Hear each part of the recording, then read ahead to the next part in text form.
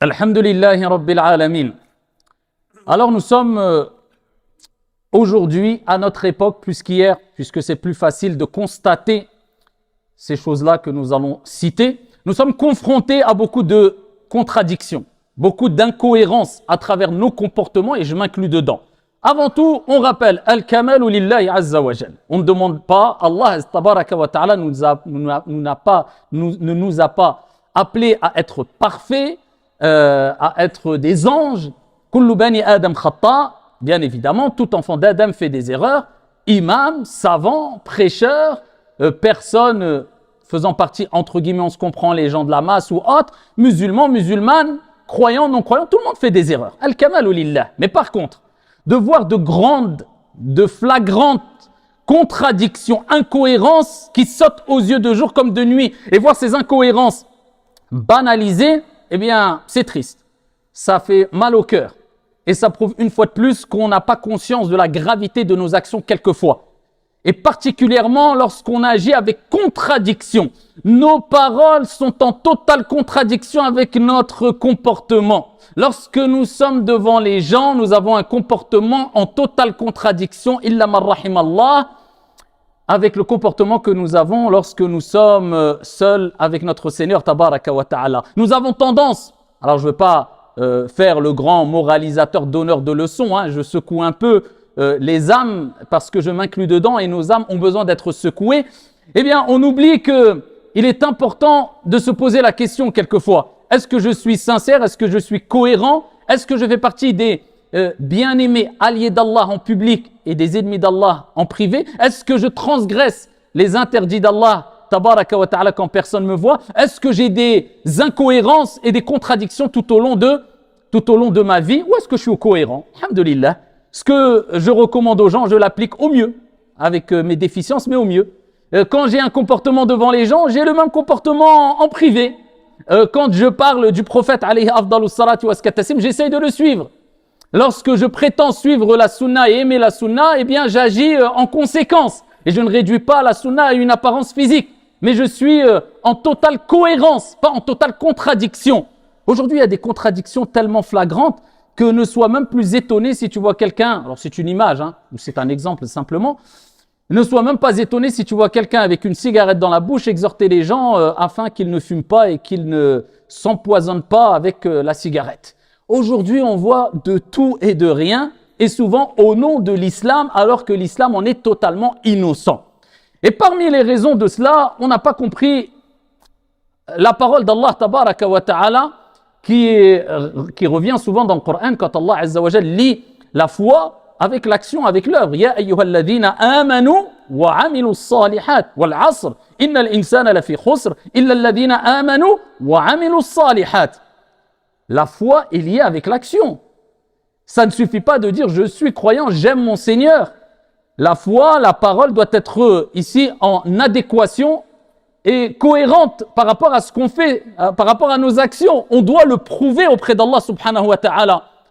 Et pourquoi pas? Alors qu'Allah tabaraka wa ta'ala a vanté ce noble travail, cette noble mission, qui était le travail, qui était la mission des prophètes et des envoyés, à savoir al-amru bil ma'ruf wa nahi 'anil munkar, ad-da'wa ila Allah tabaraka wa ta'ala. Le fait d'ordonner le bien et d'interdire le mal, l'appel à Allah subhanahu wa ta'ala. Et tout le monde est capable d'appeler Allah, c'est pas réservé que aux imams ou aux prêcheurs, mais chacun selon son niveau, chacun selon ses compétences et en révisant toujours son intention. Eh bien, Allah Azza wa Jalla, il nous dit وَمَنْ أَحْسَنُ قَوْلًا مِمَّنْ دَعَا إِلَى اللَّهِ وَعَمِلَ الصَّالِحَاتِ, et qui prononce une meilleure parole, la meilleure des fonctions, que celui qui appelle à Dieu, qui appelle à Allah Azza wa Jalla. Mais Allah ne s'est pas arrêté là. وَعَمِلَ الصَّالِحَاتِ, et qui a accompli les œuvres salutaires.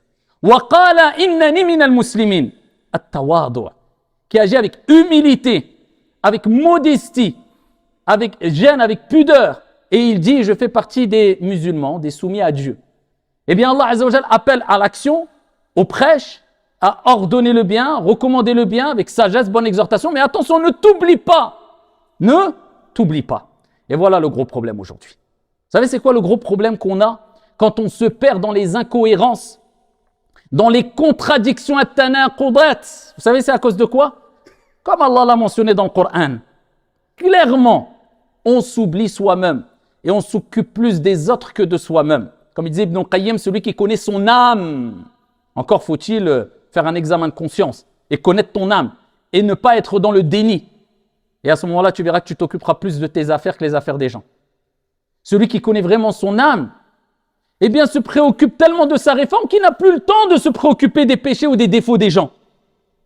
Et les gens maintenant, illa ma rahimallah, beaucoup du moins, et je m'inclus dedans, hein, quelquefois j'en fais partie bien sûr, eh bien on s'occupe plus de vouloir réformer les gens, sauver le monde. Même pas réformer soi-même, ses enfants, l'épouse, l'époux. Non, des gens veulent sauver le monde. Alors qu'ils n'arrivent même pas à se sauver eux-mêmes en se levant à Salat al-Fajr pour faire la prière et si possible à la mosquée. Ils n'arrivent même pas à sauver leur âme. Alors qu'Allah Azza wa Jalla a ordonné de commencer par toi-même. Qu anfusakum wa ahlikum nara. Avant de vouloir sauver le monde, il y a beaucoup d'étapes. Préservez vos personnes ainsi que vos familles du feu, comme Allah Azza wa Jalla dit dans le Coran.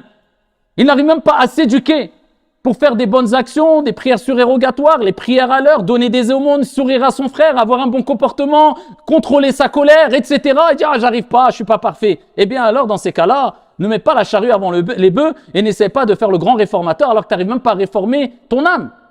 On commence d'abord par soi-même. Allah Azza wa Jalla nous dit quoi dans le Coran? أَتَأْمُرُونَ النَّاسَ بِالْبِرِّ وَتَنْسَوْنَ أَنفُسَكُمْ وَأَنْتُمْ تَتْلُونَ الْكِتَابَ أَفَلَا تَعْقِلُونَ. Ordonnez-vous aux gens de faire le bien et vous oubliez vos propres personnes alors que vous lisez le livre. وَأَنْتُمْ تَتْلُونَ الْكِتَابَ أَفَلَا تَعْقِلُونَ. Et Allah nous appelle à la raison. Est-ce que vous raisonnez ou pas? C'est une question de bon sens. Ceux qui raisonnent vraiment, ils s'occupent d'abord d'eux-mêmes. Mais non, il y a des gens, on s'occupe des gens et on s'oublie soi-même. Occupe-toi des gens et occupe-toi de toi-même, au moins en même temps. Mais encore une fois, ne mets pas la charrue avant les bœufs. Ne brûle pas les étapes.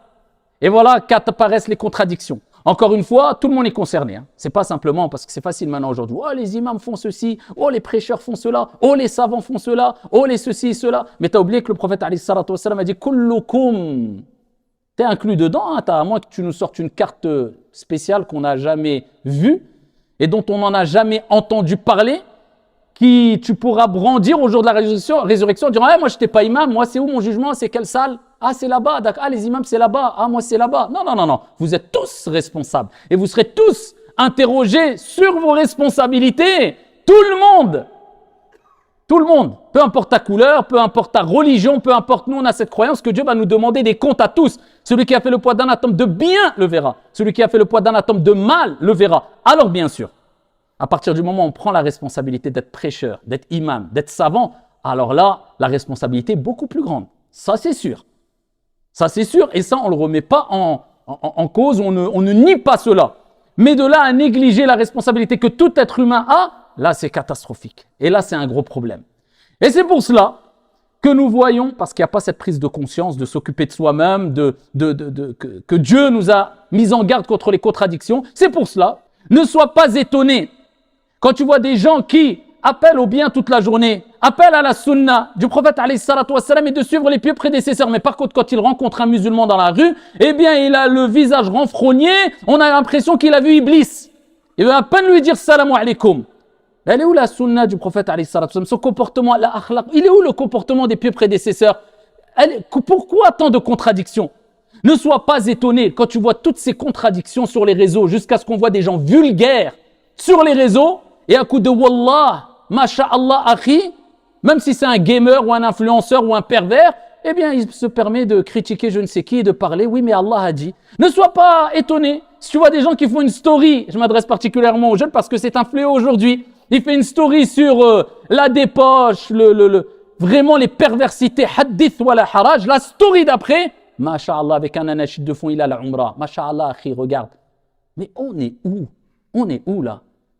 On n'a même plus de gêne quant à exposer nos péchés. À l'époque où les pieux prédécesseurs et les compagnons avaient de la gêne à exposer leurs bonnes actions. Eh oui, eux, ils se cachaient quand ils voulaient exposer leurs bonnes actions. Ils mettaient du kohl dans les yeux quand ils faisaient qiyamul layl pour que quand ils vont à la mosquée le matin, on ne remarque pas qu'ils ont fait la prière de la nuit ou qu'ils ont pleuré toute la nuit. Ils cachaient leurs bonnes actions. Il craignait de parler de sujets très sensibles.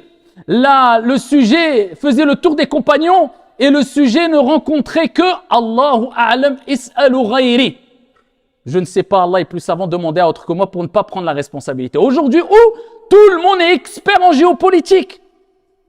Expert. Alors, sur les réseaux sociaux, dès qu'il y a une affaire, eh oui, il faut faire ça, il faut faire ceci, il faut faire cela, ils ont fait mal, les hukam, les gouverneurs, les ceci, ils gèrent mal. Tu lui dis, viens, ta'ala, billah, assis-toi là. Explique-moi comment tu gères ta journée. Vas-y, explique-moi l'organisation de ta journée. Et tu vas voir que ça sera souvent une catastrophe. Mais non, on aime réagir avec les émotions. Et les contradictions, eh bien, sont flagrantes. Et combien il y a de contradictions dans la communauté.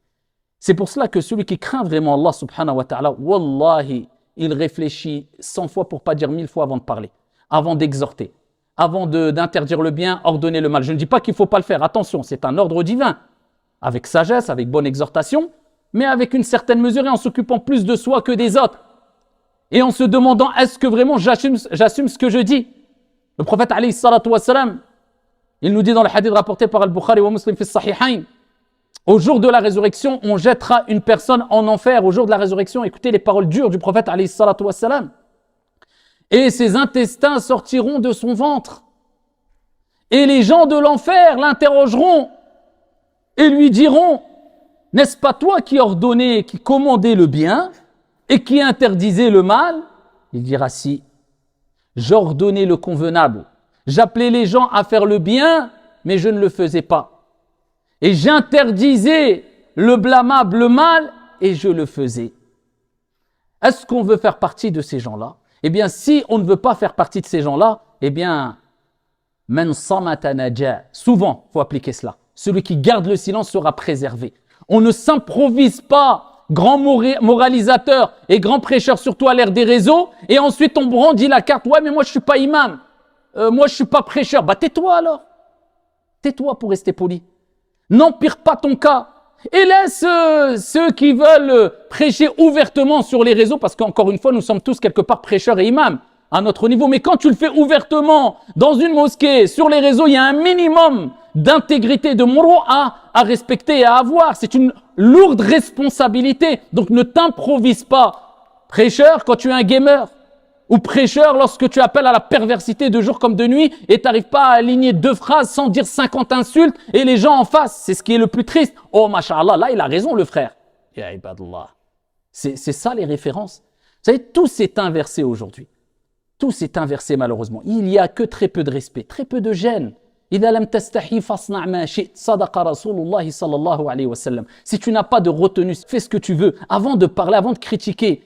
Autour de toi, les imams ou les savants, traitant de savants de palais ou des hukam ou des... Rappelle-toi que tu vas rendre des comptes sur toi. Dans ta tombe, le prophète alayhi salam n'a pas dit tu vas recevoir 3 questions, qu'est-ce que tu as dit à tel gouverneur, sur tel savant ou sur tel... Bien qu'ils peuvent avoir des défauts, bien qu'ils peuvent avoir tous les défauts du monde, mais il dira, les anges lui diront Man rabbuka, toi, ton Seigneur, qui est ton Seigneur? Man nabiyyuk, qui est ton prophète? Que dis-tu de cet homme? Muhammad alayhi salatu wassalam, quelle est ta religion, toi? Après, tu ne quitteras pas l'esplanade des comptes au jour de la résurrection avant d'être interrogé sur des questions. Qu'est-ce que tu as fait parmi ces questions-là, de ta vie, de ta jeunesse, de ton argent, où tu l'as acquis, où tu l'as dépensé jusqu'au dernier centime? Ta santé, tu l'as utilisée dans quoi? Et après, tu trouves que je peux me permettre de remplir mon livre avec des critiques sur tel ou un tel, et lui il va venir réclamer son Dieu au jour de la résurrection. T'as pas autre chose à faire? T'as pas déjà beaucoup à faire avec ta propre personne? Et t'as pas d'autre chose à faire que de parler de sujets extrêmement sensibles? Alors qu'Allah Azza wa Jalla a dit dans le Coran وَلَا تَقْفُ مَا لَيْسَ لَكَ بِهِ عِلْمٍ إِنَّ السَّمْعَ وَالْبَصَرَ وَالْفُؤَادَ كُلُّ أُولَئِكَ كَانَ عَنْهُ مَسْئُولًا. Et ne poursuis pas ce dont tu n'as aucune connaissance. Certes, l'ouïe, ainsi que la vue, ainsi que le cœur, sur tout cela, tu seras interrogé. Qu'Allah subhanahu wa ta'ala nous compte parmi ses serviteurs qui parlent et qui assument leurs paroles en essayant de fournir le meilleur d'entre eux afin d'être cohérents. Alladhina yastami'una al-qawl fayattabi'una ahsana, comme Allah a dit dans le Coran, ceux qui prêtent attention à la parole et qui suivent le meilleur de cette parole en fournissant le meilleur d'eux-mêmes en étant cohérents. Wallahu a'lam wa sallu wa sallimu rahimakumullah.